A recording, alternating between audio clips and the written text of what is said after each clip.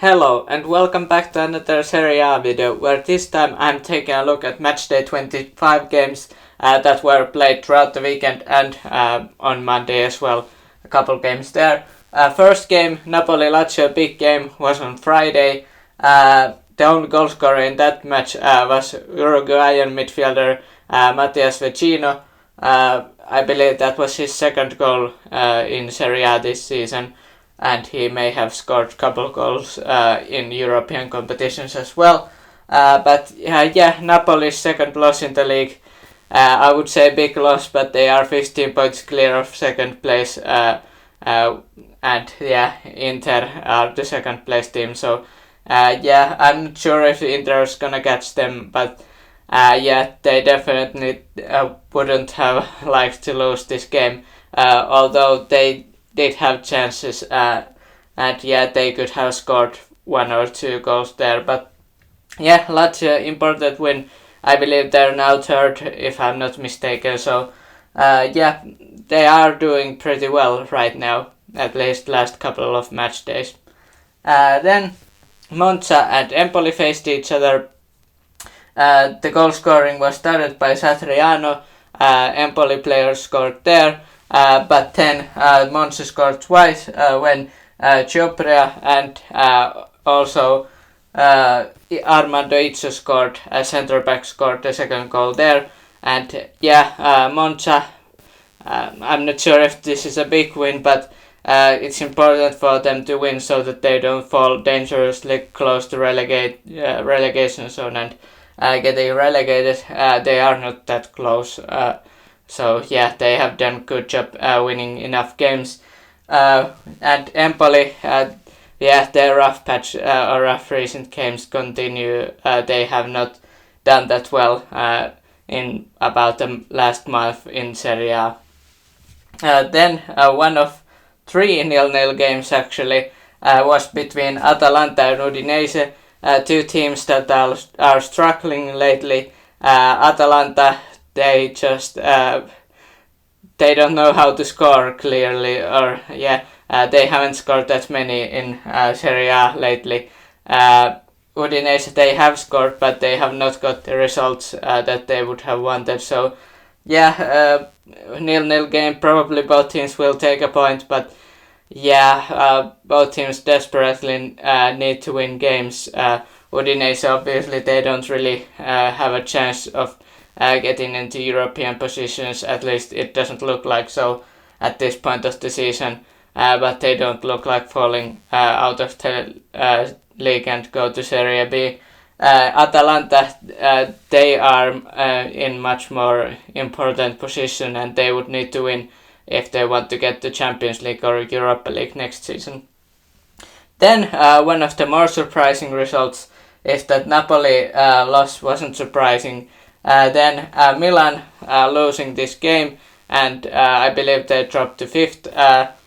The only goal for Milan was scored late 5th minute of added time. Theo Hernandez scored there, but they didn't win because before that Nicolas Gonzalez, Argentinian striker, had scored from penalty spot, and Luka Jovic, he's doing pretty well. I'm not sure how many goals he has so far in Serie A, but it seems that he may have got his game back. It has been rough years for him in Real Madrid, and he did much better before joining Real. But maybe now Jovic could get back to his best with Fiorentina, and Fiorentina won that game quite surprisingly, and Milan, this might be the loss that they look at the end of the season, which cost them UEFA Champions League spot or something like that. But they need to win if they want to continue being in the top 4. Right now they aren't, if I'm not mistaken. Then Spezia faced Hellas Verona and Sampdoria Salernitana. Both of those games were 0-0 games. Spezia, Hellas Verona, 17th and 18th teams faced, and one might expect teams that have struggled this year. They struggled goal scoring wise in this match. No goals, and both teams probably will take a point but would have wanted 3, so they would have been more safe from relegation. But yeah, and Sampdoria and Salernitana, they're also 0-0 game, and a bit of a same story there. Both teams happy with the point, I would imagine, especially Sampdoria. They are now tied with points with Cremonese, so they are last but not really last in the league. And yeah, Salernitana not as far away from the relegation zone, so these teams would have wanted 3 points, but all points are important in the relegation race. Then Inter faced Lecce.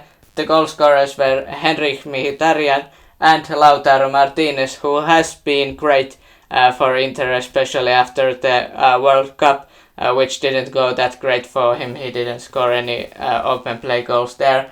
But they won Lecce. Not that surprising. Lecce is at the not the bottom of the table, but bottom half of the table. Inter big win in sense that they have 15 points. Still, they are 15 points behind Napoli, but they may have a chance, but more so that they would keep their UEFA Champions League positions. Lazio and others are not that far behind them. Then Roma beat Juventus. Juventus had quite many chances in this game, but they didn't capitalize. Roma did. Gianluca Mancini, unlikely source there to score their goal, 53rd minute, and a long shot there, and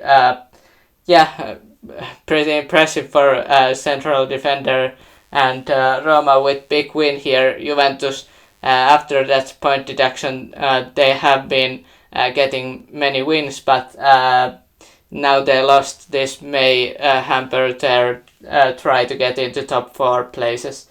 Roma, they will be definitely happy with this result. Tough game against Juventus, and they managed to come out of it as winners. Then Sassuolo against Cremonese ended up being 3-2. It actually was the most goals, 5 in this match day in one match. Sassuolo goal scorers were Lorient and Fratesi, but then Cremonese scored twice, Deser scored twice there.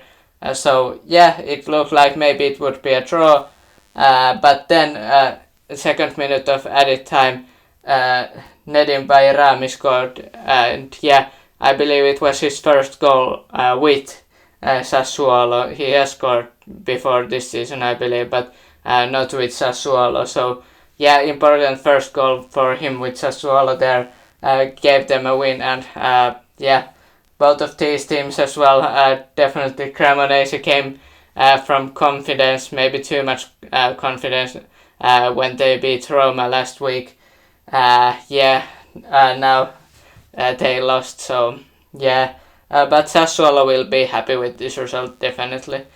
Then Torino faced Bologna, ended up being 1-0 game there. The only goal scorer was Jan Karamoh, 22nd minute there. And Torino and Bologna, I believe, are now right next to each other in the standings, maybe 8th and 9th. So both teams aspiring. They still have a bit of a chance getting into top 5 or top 6, getting into Champions League, Europa League, or Europa Conference League places. But Torino, they are definitely happy with this win, and Bologna, they had won in last week's some games, but this is a tough loss for them, definitely. So let me know your thoughts about these Matchday 25 games. What did you think about these games, and who do you think or what do you think will happen in the future match days?